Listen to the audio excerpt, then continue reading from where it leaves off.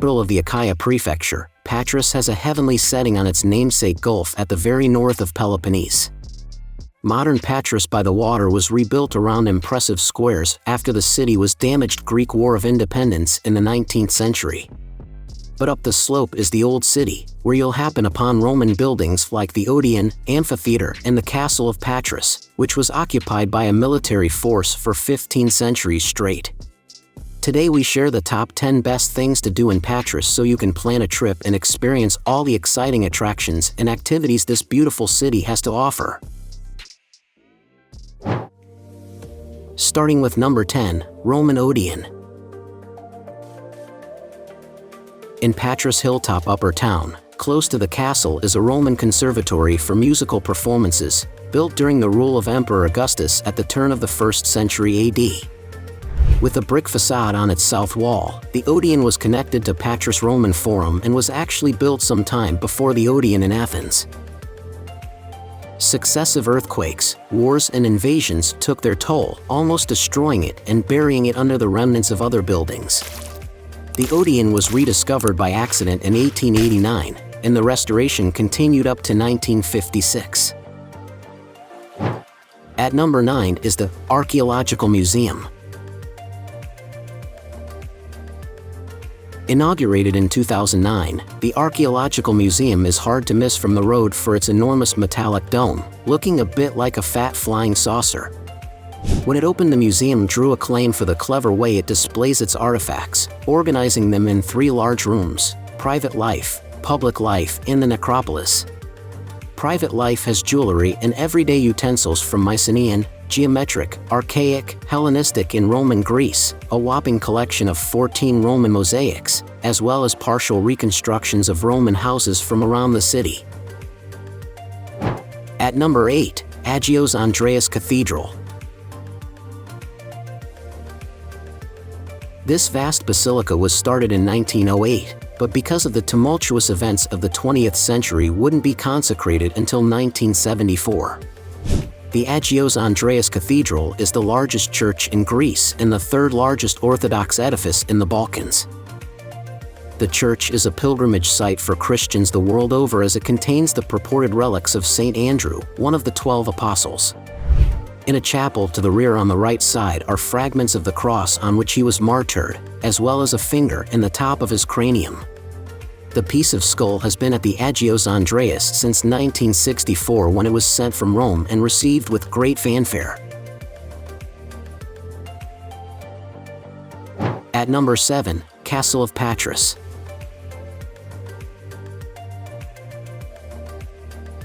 Also at the top of the city, one of the first things that will strike you about the castle is how far you can see over Patras in the channel. The castle was built in the mid-500s AD on the ruins of the ancient Acropolis. From the time it was completed to the Second World War, the Castle of Patras was constantly armed. A long list of cultures and civilizations have either besieged or taken the castle, among them Slavs, Moors, Normans, Franks and Venetians. The Ottomans were in charge from the middle of the 15th century, and later in the 17th century Moraine War, the Venetians wrested it from them for almost 2 decades before the Turks regained control in 1715. At number 6 in our list, Agiou Nikolaou.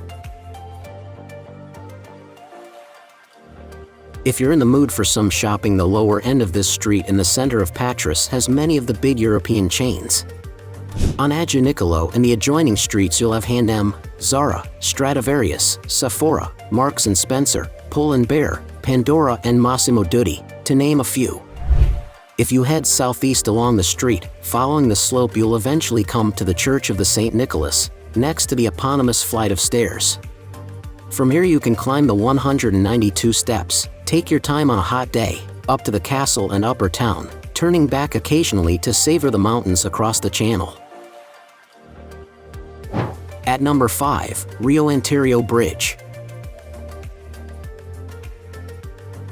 Spanning the western end of the Gulf of Corinth between Peloponnese and western mainland Greece, the Rio-Antirrio Bridge is, at 2,880 meters, among the world's longest multi-span cable-stayed bridges. It is also definitively the longest bridge of its kind in the world to be fully suspended. The bridge opened in August 2004 and crosses not far from Patras to the town of Antirrio on the mainland, overcoming both the Gulf's deep water and the constant seismic activity in the region. The bridge has more than 100 sensors, measuring anything from seismic tremors to the deck's thermal expansion. At number 4, Faros Patras.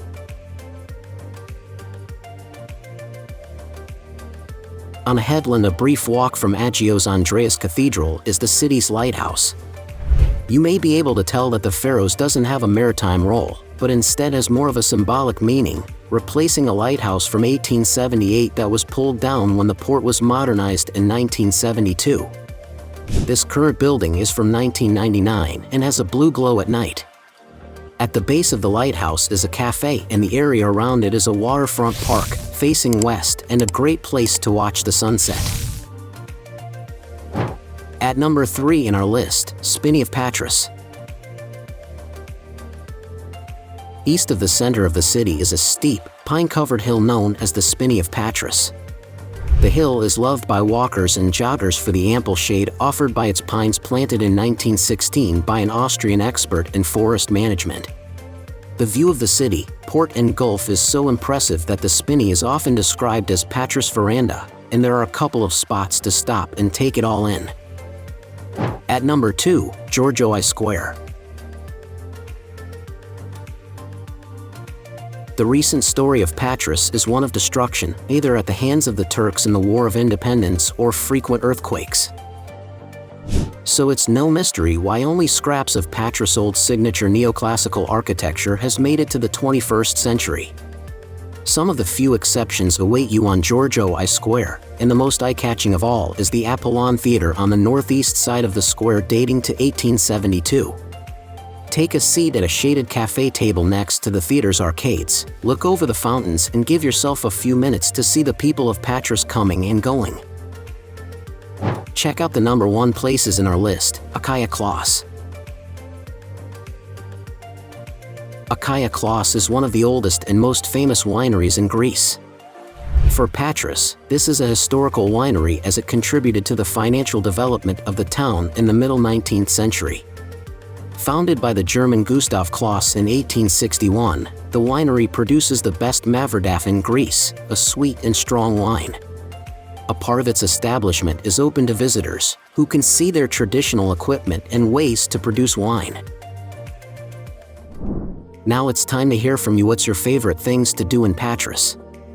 Is there something we missed? Let us know in the comments section below, and don't forget to give this video a like and subscribe to Greenable if you haven't already. Click the bell icon to stay updated on all our latest content.